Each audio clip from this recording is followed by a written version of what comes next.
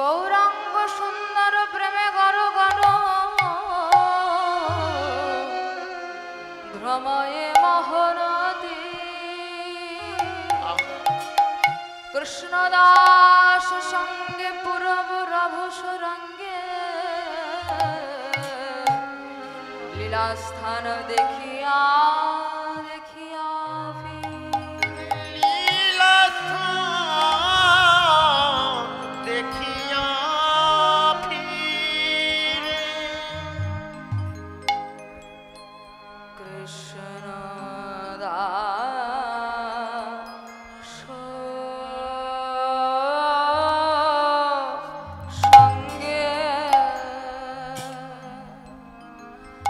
আজ পুরাব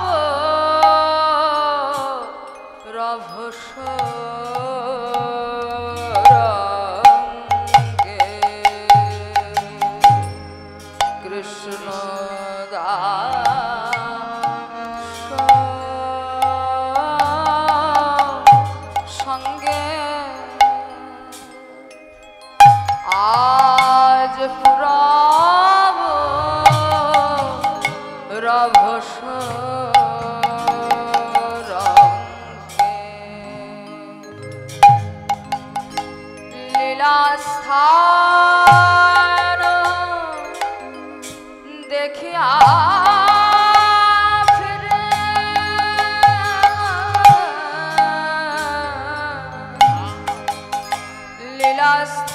লীলাস্থান দেখিয়া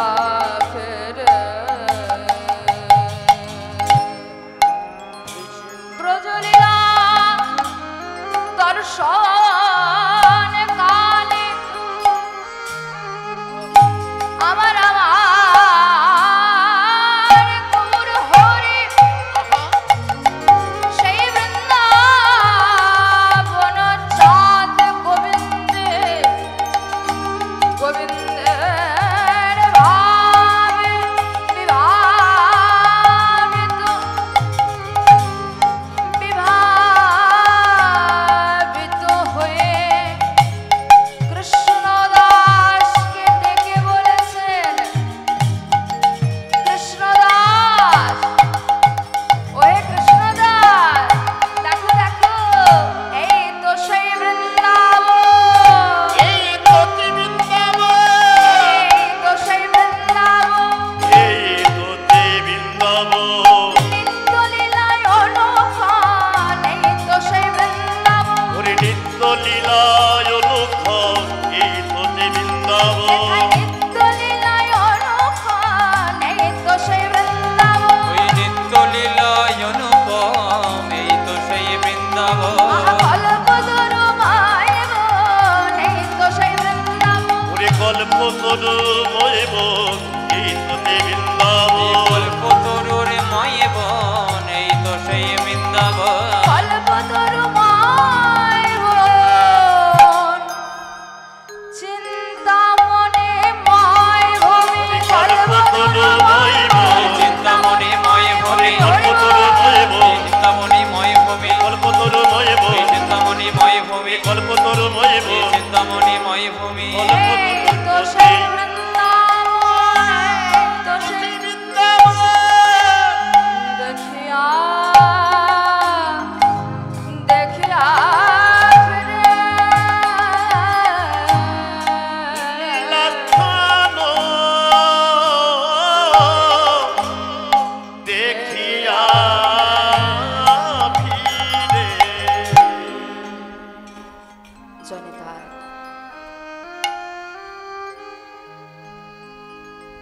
উপস্থিত গৌর অনুরাগী ভক্তবৃন্দ সবার শ্রীচরণে জানায় কোটি কোটি দণ্ডবত প্রণাম।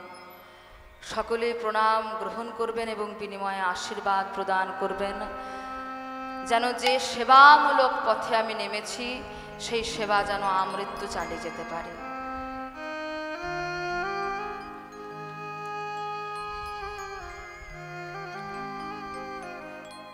নমো মহাবদন্নয় कृष्ण प्रेम प्रदायते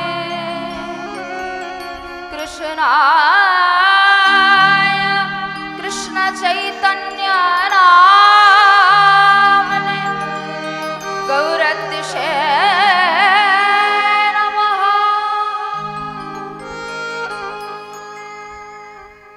সংকীর্তন পিতা গৌর হরি, তিনি করুণার অবতার, তিনি দয়ার অবতার। তিনি গোলক ধাম থেকে এই কলিযুগে অবতার রূপে এসেছেন, এই কলিযুগ পতিত নরনারীকে কৃপা করবার জন্য, দয়া করবার জন্য, করুণা করবার জন্য। তিনি মহাবদান্বয়। গৌর অবতার কোনো সামান্য অবতার নয়। আমাদের যে 10 অবতারের বর্ণনা আছে সেখানে কিন্তু গৌর অবতারের বর্ণনা নেই, কারণ সব কলিতে গৌর অবতার হয়ে আসছেন না। তিনি যখন গৌর অবতার হয়ে এলেন, সমস্ত দেবদেবী তার চরণে মিনতি করেছিলেন যে প্রভু গো, তুমি যাচ্ছ করুণার অবতার হয়ে, দয়ার অবতার হয়ে, আমাদেরকে একটুখানি জায়গা করে দিও, যে কুলেই হোক না কেন জন্মটুকু দিও, যাতে করে তোমার করুণা হতে বঞ্চিত না হয়। সেই মহাপ্রভু যখন এলেন অবতার হয়ে 1510 খ্রিস্টাব্দে, তিনি সন্ন্যাস নিয়ে 3 দিন রার দেশ ভ্রমণ করলেন। তারপর শান্তিপুরে অদ্বৈত ভবনে সাক্ষাৎ করলেন অদ্বৈত আচার্যের সঙ্গে। সেখান থেকে পুরীধাম গেলেন এবং পুরীধামে গিয়ে তিনি মনে মনে ভাবলেন, এখানে রথযাত্রা দর্শন করবার জন্য আমি এখানে থাকব না, কারণ তার আগে আমাকে ভক্তিটা কি জিনিস সেটা উপলব্ধি করতে হবে। তার জন্য যেতে হবে দক্ষিণ ভারত। মহাপ্রভু তিনি ভাবছেন যে ভক্তিটা কি জিনিস সেটা জানতে আমাকে যেতে হবে দক্ষিণ ভারতে, কারণ আমাদের যে 4টি সম্প্রদায়, বৈষ্ণব সম্প্রদায়, সেই 4টি সম্প্রদায়ের আচার্য, 4 জন আচার্যের জন্মস্থানই হচ্ছে দক্ষিণ ভারত। তাই মহাপ্রভু মনে মনে ভাবলেন আগে ভক্তিটা কি জিনিস জানতে হবে। আমরা বলছি আমরা ভক্তি করছি, আর মহাপ্রভু তিনি বলছেন আমার ভক্তিটা জানা হলো না, ভক্তিটা জানবার জন্য দক্ষিণ ভারত যেতে হবে। দক্ষিণ ভারত গেলেন, সেখানে 2 বছর থাকলেন। তারপর আবার পুরীধামে ফিরে এলেন। সেখানে এসে তিনি মনে মনে ভাবলেন এবার তো আমি বৃন্দাবনে যাব, কিন্তু তার আগে একবার বাংলায় দেখা করে তারপর আমি আবার ব্রজে যাব। সেখান থেকে যখন বাংলায় এলেন, নবদ্বীপে এলেন, সেখানে এসে রূপ গোস্বামী, সনাতন গোস্বামীকে কৃপা করলেন। এবার তিনি বৃন্দাবন যখন যাবেন, তখন রূপ গোস্বামী, সনাতন গোস্বামী বললেন, প্রভু আপনি রাজপথ দিয়ে যাবেন না বৃন্দাবনে, কারণ রাজনৈতিক পরিস্থিতি ভালো নয়। আপনি যদি বৃন্দাবনে যেতেই হয় তাহলে ঝাড়খণ্ডের জঙ্গলের পথ দিয়ে যান। মহাপ্রভু যেহেতু ভক্তদেরকে সদা সর্বদাই সম্মান করেন, তাই এক্ষেত্রেও রূপ গোস্বামী, সনাতন গোস্বামীর কথা তিনি শিরোধার্য করলেন, আর তিনি চলে যাচ্ছেন ঝাড়খণ্ডের জঙ্গলের পথ দিয়ে বৃন্দাবনে। যখন জঙ্গলের পথ দিয়ে তিনি যাচ্ছেন, হঠাৎ একটা বাঘের গায়ে পা ঠেকল। মহাপ্রভু ভাবাবেশে বৃন্দাবনে যাচ্ছেন, একটা জীবের গায়ে পা ঠেকলো। মহাপ্রভু দাঁড়িয়ে গেলেন যে আমি ভাবাবেশে বৃন্দাবনে যাচ্ছিলাম আর একটা বাঘের গায়ে পা ঠেকলো। বাঘের গায়ে পা ঠেকেছে, বাঘও চমকে উঠেছে। আমাদের কিছু প্রথা আছে, নিয়ম আছে, যে বয়সে যদি ছোট হয় তার গায়ে যদি পা ঠেকে যায় আমরা কি করি?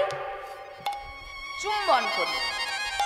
যদি বয়সে বড় হয় তার গায়ে যদি পা ঠেকে যায় তখন আমরা কি করি? প্রণাম করি। আর যদি সমবয়স্ক হয় তখন আলিঙ্গন করি। বাঘের গায়ে পা ঠেকেছে, মহাপ্রভু কি করবেন? চুম্বন করবেন, প্রণাম করবেন, নাকি আলিঙ্গন করবেন? কোনোটাই খাটে না, কোনোটাই খাটছে না। কিন্তু কিছু তো একটা দিতে হবে।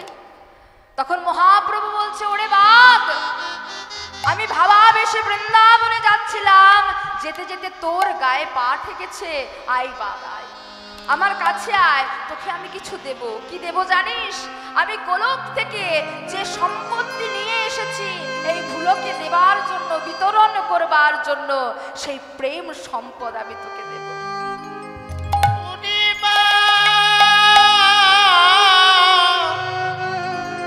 একবার তুই আমার কাছে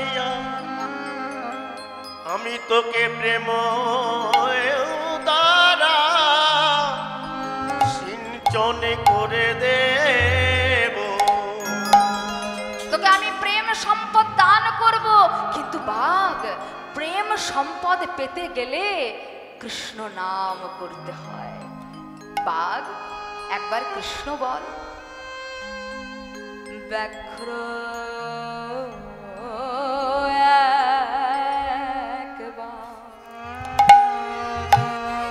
একবার কৃষ্ণ বলো। পরিবাক্ষ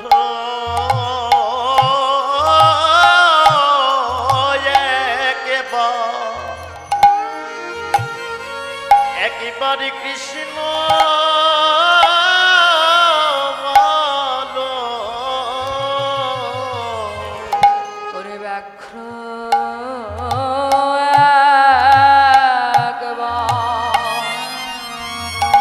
একবার কৃষ্ণ বলো। পরিবাক্ষ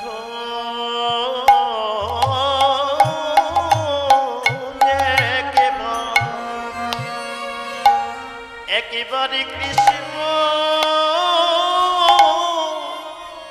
বলো।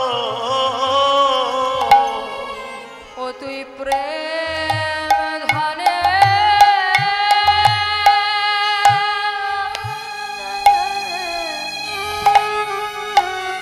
প্রেম ধনে ধনে হবে।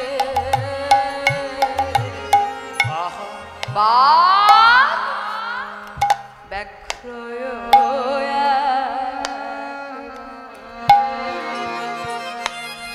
একবার কৃষ্ণ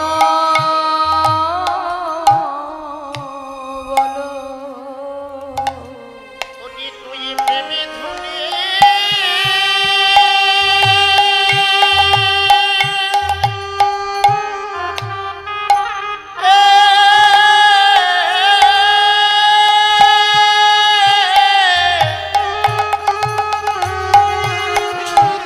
ধনী হবি। ওরে ব্যাঘ্র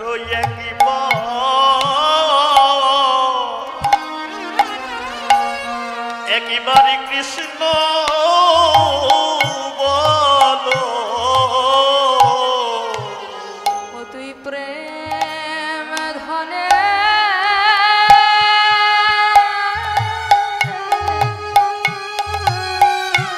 প্রেম ধনে ধনে হবে। ও তোর পশু জন ধন্য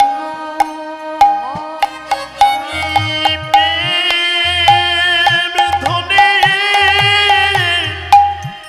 ধনী হবি। পশু জন ধন্য হবি। প্রেম ধনে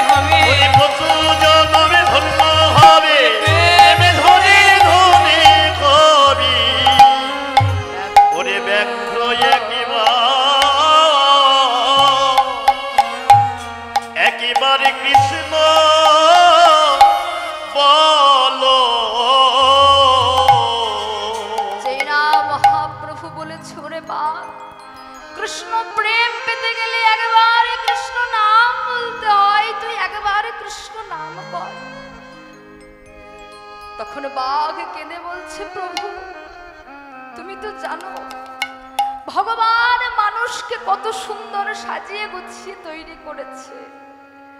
ভগবান মানুষকে দিয়েছে দুটো নয়ন, সেই নয়নে দিয়েছে প্রেম অশ্রু। মানুষকে দিয়েছে কণ্ঠ, সেই কণ্ঠে স্বর দিয়েছে, সুর দিয়েছে। মানুষের মুখগহ্বরে দিয়েছে জিহ্বা, আর সেই জিহ্বায় দিয়েছে উচ্চারণের ক্ষমতা। কিন্তু ভগবান যে আমাদেরকে এত সাজিয়ে গুছিয়ে পাঠায়, আমাদেরকেও ভগবান দুটি নয়নে দিয়েছে, কিন্তু সেই নয়নে প্রেম অশ্রু নাই, আছে হিংসা দৃষ্টি। আমাদেরকেও দিয়েছে কণ্ঠ, সেই কণ্ঠে স্বর সুর নেই, আছে গর্জন। আর আমাদেরকেও দিয়েছে জিহ্বা, সেই জিহ্বায় রক্ত মাংসের স্বাদ গ্রহণের ক্ষমতা আছে, উচ্চারণের ক্ষমতা না। তাই প্রভু তুমি বলো, আমি কি করে কৃষ্ণ বলবো? কৃষ্ণ বলতে গেলে জিহ্বাটা ঠিকঠাক জায়গায় ঘোরাতে হয়, তবে তো কৃষ্ণ বলবো। আমার জড়জিহ্বায় কৃষ্ণ উচ্চারণ কেমন করে হবে বলো? মহাপ্রভু বলছে, ওরে বাপ, নাইবা থাকলো তোর নয়নে প্রেম অশ্রু, নাইবা থাকলো তোর কণ্ঠে উচ্চারণের ক্ষমতা, নাইবা থাকলো তোর জিহ্বায় উচ্চারণের ক্ষমতা, নাইবা থাকলো তোর কণ্ঠে সুর, তোর হৃদয়ে তো ব্যাকুলতায় আছে। মানুষকে ভগবান সুর দিয়েছে, প্রেম অশ্রু দিয়েছে, উচ্চারণের ক্ষমতা দিয়েছে, কিন্তু তা সত্ত্বেও কোনো মানুষ ব্যাকুল হয়ে হা কৃষ্ণ হা গৌর বলে কাঁদতে জানে না। তোর হৃদয়ে ব্যাকুলতা তৈরি হয়েছে, এই ব্যাকুলতাই সব হয়। রামকৃষ্ণ দেবের কাছে এক ভক্ত এসে বলছে, ঠাকুর আমি ভগবানকে কি করে পাবো? সঙ্গে সঙ্গে রামকৃষ্ণ দেব ওই ভক্তের চুলের মুঠি ধরে জলের মধ্যে ডুবিয়ে রেখেছে। এবার ওই ভক্ত ছটফট করছে, মারা যাবার সময়, মারা যাবে, তখন তুলে দিয়েছে। বলে, কিরে কেমন লাগছিল জলের ভিতরে? বলে, ঠাকুর এই জন্যই তোমাকে লোকে পাগল বলে, আমি তো মারা যেতাম আর একটু হলে। বলে, না রে, তোকে আমি মারা যাবার জন্য জলে ডুবাইনি, ওই যে জলের মধ্যে তুই যেমন বাঁচার জন্য ছটফট ছটফট করছিলি, যেদিন ভগবানের জন্য তোর হৃদয়ে ওই রকম ছটফটানি তৈরি হবে, যেদিন ওই রকম হৃদয়ে ব্যাকুলতা তৈরি হবে, তুই সেদিন কৃষ্ণ পাবি, ভগবানকে পাবি। তাই বাঘ, তোর হৃদয়ে তো ব্যাকুলতা তৈরি হয়েছে, এই ব্যাকুলতাই সব হয়। আমার কাছে আয়, তুই এই ব্যাকুলতার বল দিয়ে, ব্যাকুলতার জোরে আমার কাছে আয়, তুই কৃষ্ণ বলতে পারবি। কি অনুরাগী রে, তারা তো ওই জানোয়ার জন্তু রূপে জন্ম নিয়ে আমার গৌরে হরির কৃপা পাওয়ারে লাগে। গৌরে হরির কাছে কেঁদে কেঁদে বলছে, ওগো গৌর, আমি তো পশু কুলে জন্ম নিলাম, আমায় তুমি কেমনে ভাবে প্রেম দেবে, কেমনে ভাবে কৃপা করিবে, ওগো দয়া। গৌর সুন্দর তখন বাঘকে কাছে টেনে নিয়ে একবার কৃষ্ণ বলো, কৃষ্ণ বলো, কৃষ্ণ বলো, প্রভু আমার কহিতে লাগে।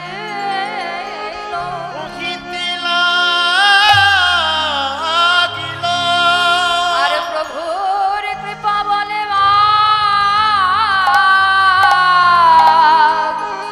তখন কৃষ্ণ বলে কাঁদিতে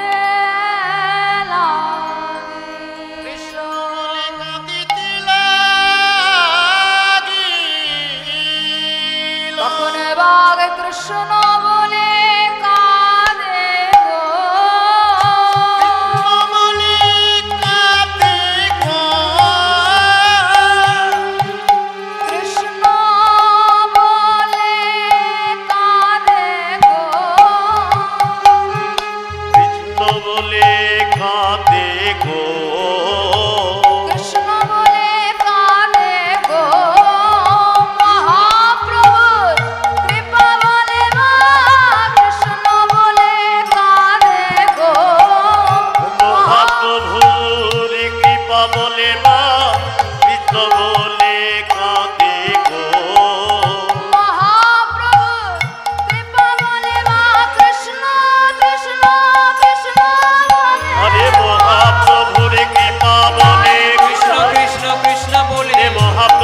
কৃপা বলে, কৃষ্ণ কৃষ্ণ কৃষ্ণ বলে, হে মহাপ্রভুর কৃপা বলে, কৃষ্ণ কৃষ্ণ কৃষ্ণ বলে, আরে মহাপ্রভুর কৃপা বলে বা কৃষ্ণ বলে কাঁদে গো।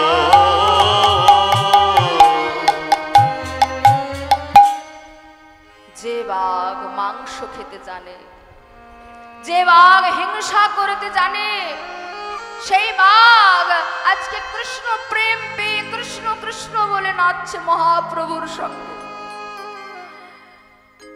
বাঘের দেখা দেখি বনের যত পশু পাখি সবাই এসেছে, আজকে সবাই কৃষ্ণ বলে কাঁদছে। বিষধর সাপ তারা এসেছে, অঙ্গ দিয়ে মহাপ্রভুর চরণটাকে জড়িয়ে ধরেছে। হাতি এসেছে, সুর দিয়ে মহাপ্রভুর হাতে জড়িয়ে ধরেছে যে মহাপ্রভু তুমি আর এই জঙ্গল ছেড়ে চলে যেও না, তাহলে যে আমরা আবার কৃষ্ণ হারা হয়ে যাব। মহাপ্রভু বলছে, ওরে তোরা যেমন আমাকে ভালোবেসে ফেলেছিস, আমিও একজনকে ভালোবাসি, সে থাকে বৃন্দাবনে। আমি কথা দিচ্ছি তার সঙ্গে দেখা করেই আমি আবার তোদের কাছে ফিরে আসব। এই বলে মহাপ্রভু সেই ঝাড়িখণ্ডের জঙ্গলের পথ দিয়ে ব্রজে চলে গেলেন। আর ওই হিংস্র বাঘ, বিষধর সর্প, তারা সবাই ব্রজের পথে নয়ন দিয়ে হা গৌর বলতে বলতে হিংসাবৃত্তি ভুলে গেল, মাংস খাওয়া ভুলে গেল। প্রায় দীর্ঘ 1 মাস অনাহারে তারা থাকতে থাকতে হা গৌর বলে কাঁদতে কাঁদতে এই অনিত্য ধাম ত্যাগ করে নিত্য ধামে চলে গেল। যে গৌর হরির কৃপা পেয়ে হিংস্র বাঘ হিংসা ভুলে গেল, পাথর গলে জল হয়ে গেল, বিষধর সর্পকুল তারা প্রেম পেল। আর আমাদের হৃদয় কত কঠিন, আমাদের হৃদয় কত পাষাণ, একবার হা গৌর প্রাণ গৌর বলতে আমাদের হৃদয় বিগলিত হয় না, নয়নে দুফোঁটা অশ্রু বয় না। তাই মহাপ্রভু চলে যাচ্ছেন ব্রজে। যখন ব্রজভূমিতে এসেছেন, বৃন্দাবনে এসেছেন, কৃষ্ণদাস দেখাচ্ছেন গৌরাঙ্গ সুন্দর প্রেমে গর কর নিমি গরু ভবয়ে মহর তীরে কৃষ্ণদাস সঙ্গে পূর্ব রভসরঙ্গে স্থান দেখিয়া দেখিয়া ফিরে লীলা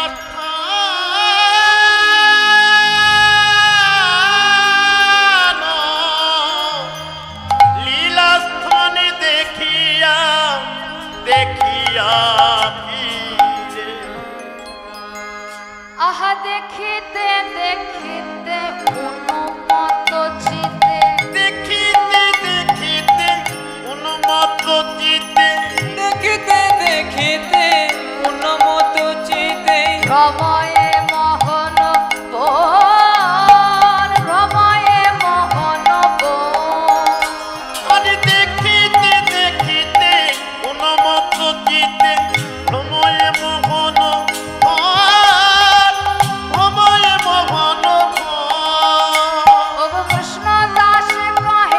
এই কালী দহ আগে কর দর্শন,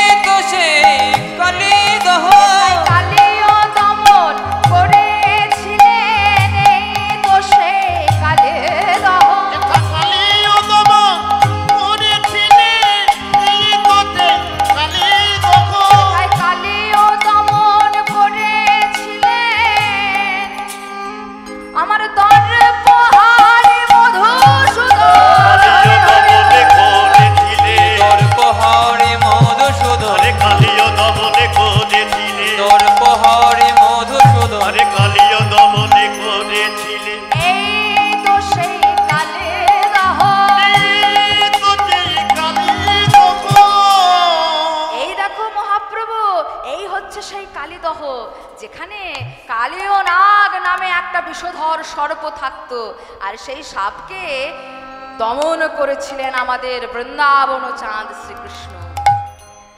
আর কি জানো, এই দেখো সেই কদম বৃক্ষ, যার উপরে কৃষ্ণ কদম বৃক্ষের উপরে চড়ে এই কালীদহে ঝাঁপ দিয়েছিলেন। আহা, এই তো কদম্ব তরুর উপরে চড়িয়া দিলেন ঝাঁপ, চড়িয়া দিলেন ঝাঁপ,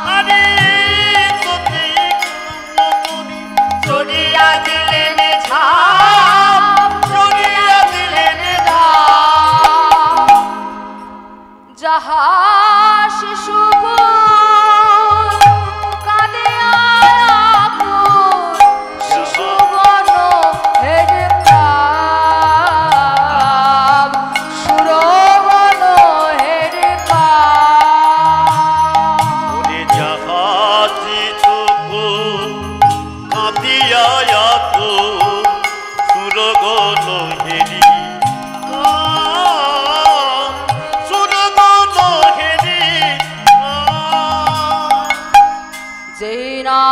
বলেছেন এই কদম বৃক্ষের উপর শ্রীকৃষ্ণ চড়েছিলেন, আর এই কদম বৃক্ষ থেকে এই কালীদহের মধ্যে ঝাঁপ দিয়েছিলেন।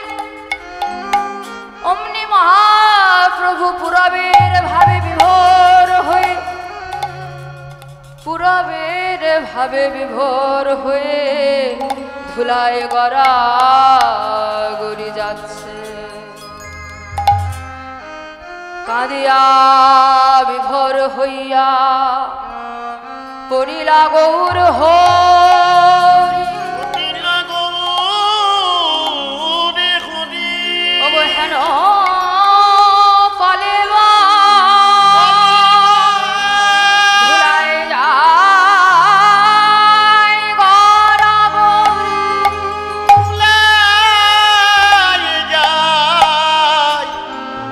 ধুলায় যায় গড়া গৌরী,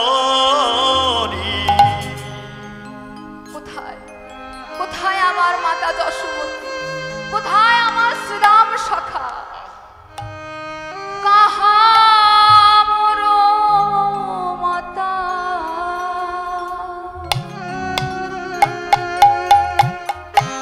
শ্রীরাম